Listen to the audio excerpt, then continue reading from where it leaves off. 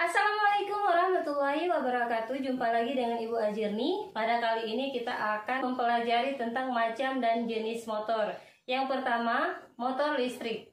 Motor listrik termasuk ke dalam kategori mesin listrik dinamis dan merupakan sebuah perangkat elektromagnetik yang mengubah energi listrik menjadi energi mekanik. Energi mekanik digunakan untuk misalnya memutar impeller pompa, fan, atau blower. Kemudian menggerakkan kompresor, mengangkat bahan, dan lain sebagainya. Di industri digunakan juga pada peralatan listrik rumah tangga seperti mixer, bor listrik, dan kipas angin. Motor listrik kadangkala disebut kuda kerjanya industri sebab diperkirakan bahwa motor-motor menggunakan sekitar 70% beban listrik total di industri. Berikut adalah gambar untuk klasifikasi motor listrik. Gambar tersebut menjelaskan tentang dua jenis motor listrik, yaitu motor DC dan motor AC. Motor tersebut diklasifikasikan berdasarkan pasokan input, konstruksi, dan mekanisme operasi. Motor DC atau arus searah. Motor DC digunakan pada penggunaan khusus di mana diperlukan penyalaan torsi yang tinggi atau kecepatan yang tetap untuk kisaran kecepatan yang luas. Pada gambar tersebut terlihat sebuah motor DC yang memiliki tiga komponen utama, yaitu kutub medan, dinamo, dan komutator. Kutub medan secara sederhana digambarkan bahwa interaksi dua kutub magnet akan menyebabkan perputaran pada motor DC. Motor DC memiliki kutub medan yang stasioner dan dinamo yang menggerakkan birin pada ruang di antara kutub medan. Motor DC sederhana memiliki dua kutub medan, yaitu kutub utara dan kutub selatan. Garis magnetik energi membesar melintas bukaan di antara kutub-kutub dari utara ke selatan. Untuk motor yang lebih besar atau lebih kompleks, terdapat satu atau lebih elektromagnet. Elektromagnet menerima listrik dari sumber daya dari luar sebagai penyedia struktur medan. Selanjutnya, dinamo. Bila arus masuk menuju dinamo, maka arus ini akan menjadi elektromagnet. Dinamo yang berbentuk silinder dihubungkan ke as penggerak untuk menggerakkan beban. Untuk kasus motor DC yang kecil, dinamo berputar dalam medan magnet yang dibentuk oleh kutub-kutub. Sampai kutub utara dan selatan, magnet berganti lokasi. Jika hal ini terjadi, arusnya berbalik untuk merubah kutub-kutub utara dan selatan dinamo. Yang terakhir adalah komutator. Komponen ini terutama ditemukan dalam motor DC. Kegunaannya adalah untuk membalikkan arah arus listrik dalam dinamo. Komutator juga membantu transmisi arus antara dinamo dan sumber daya. Keuntungan utama motor DC yaitu kecepatannya mudah dikendalikan dan tidak mempengaruhi kualitas pasokan daya. Motor DC ini dapat dikendalikan dengan mengatur tegangan dinamo dan arus medan. Motor DC tersedia dalam banyak ukuran, namun penggunaannya pada umumnya dibatasi untuk beberapa penggunaan berkecepatan rendah. Penggunaan daya rendah hingga sedang seperti peralatan mesin dan rolling mill, sebab sering terjadi masalah dengan perubahan arah arus listrik mekanis pada ukuran yang lebih besar. Juga, motor tersebut dibatasi hanya untuk penggunaan di area yang bersih dan tidak berbahaya, sebab risiko percikan api pada sikatnya. Motor DC juga relatif mahal dibandingkan motor AC. Selanjutnya, motor AC atau arus bolak-balik.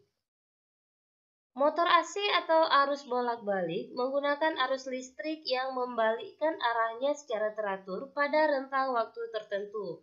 Motor listrik AC memiliki dua buah bagian dasar listrik, yaitu stator dan rotor, seperti ditunjukkan dalam gambar berikut. Stator merupakan komponen listrik statis, rotor merupakan komponen listrik berputar untuk memutar as motor. Keuntungan utama motor DC terhadap motor AC adalah bahwa kecepatan motor AC lebih sulit dikendalikan.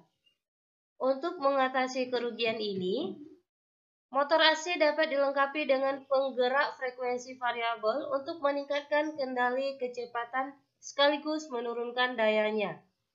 Motor induksi merupakan motor yang paling populer di industri karena kehandalannya dan lebih mudah perawatannya.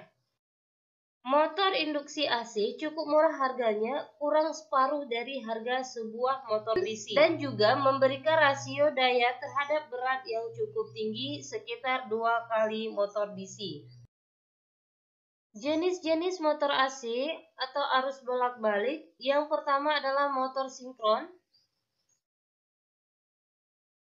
Motor sinkron adalah motor AC yang bekerja pada kecepatan tetap pada sistem frekuensi tertentu. Motor ini memerlukan arus searah untuk pembangkitan daya dan memiliki torque awal yang rendah. Dan oleh karena itu, motor sinkron cocok untuk penggunaan awal dengan beban rendah, seperti kompresor udara, perubahan frekuensi, dan generator motor. Motor sinkron mampu untuk memperbaiki faktor daya sistem, sehingga sering digunakan pada sistem yang menggunakan banyak listrik. Komponen utama motor sinkron adalah rotor dan stator. Perbedaan utama antara motor sinkron dengan motor induksi adalah bahwa rotor mesin sinkron berjalan pada kecepatan yang sama dengan perputaran medan magnet. Hal ini memungkinkan medan magnet rotor tidak lagi terinduksi. Rotor memiliki magnet permanen atau arus DC excited yang dipaksa untuk mengunci pada posisi tertentu bila dihadapkan dengan medan magnet lainnya. Selanjutnya adalah stator. Stator menghasilkan medan magnet berputar yang sebanding dengan frekuensi yang dipasok. Untuk motor induksi merupakan motor yang paling umum digunakan pada berbagai peralatan industri. Popularitasnya karena rancangannya yang sederhana, murah, dan mudah didapat, dan dapat langsung disambungkan ke sumber daya AC.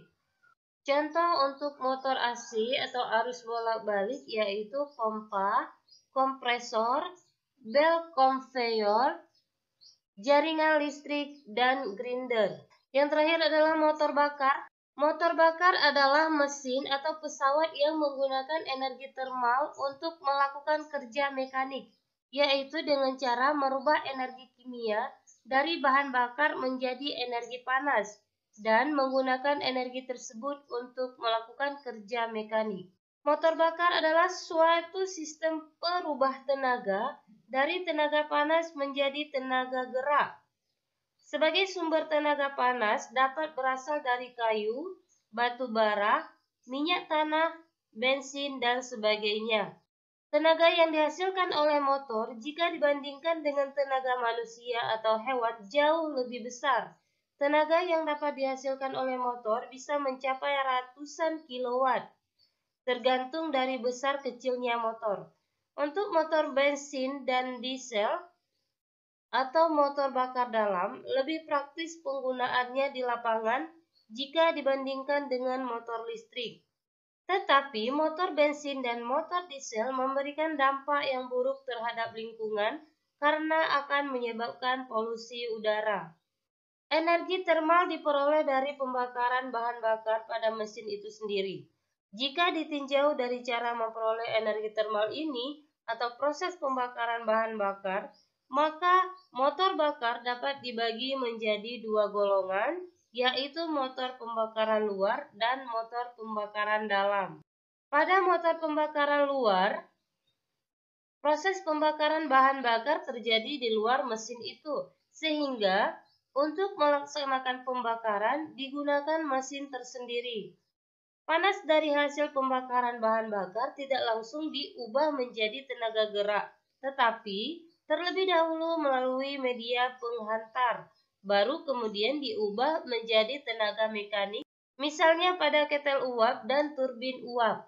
Untuk motor pembakaran dalam, proses pembakaran bahan bakar terjadi di dalam mesin itu sendiri, sehingga panas dari hasil pembakaran langsung bisa diubah menjadi tenaga mekanik, misalnya pada turbin gas, motor bakar torak, dan mesin populasi pancar gas.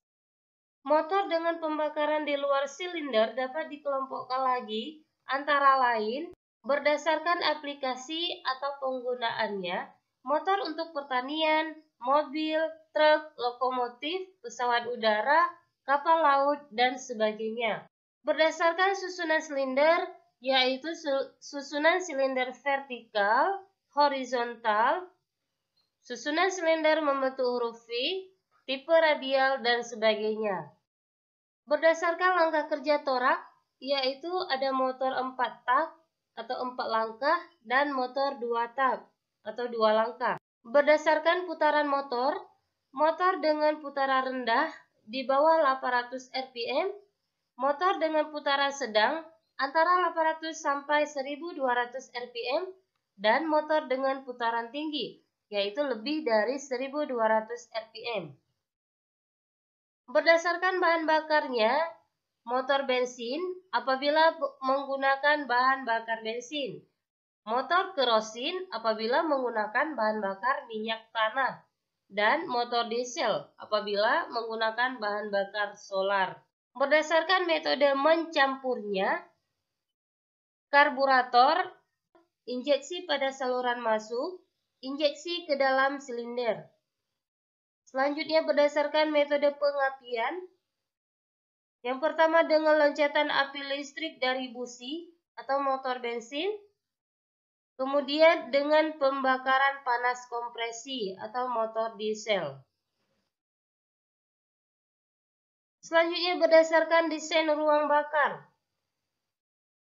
bakar langsung dan ruang bakar tak langsung. Berdasarkan jumlah silinder, motor 1 silinder, motor 2 silinder, motor multisilinder.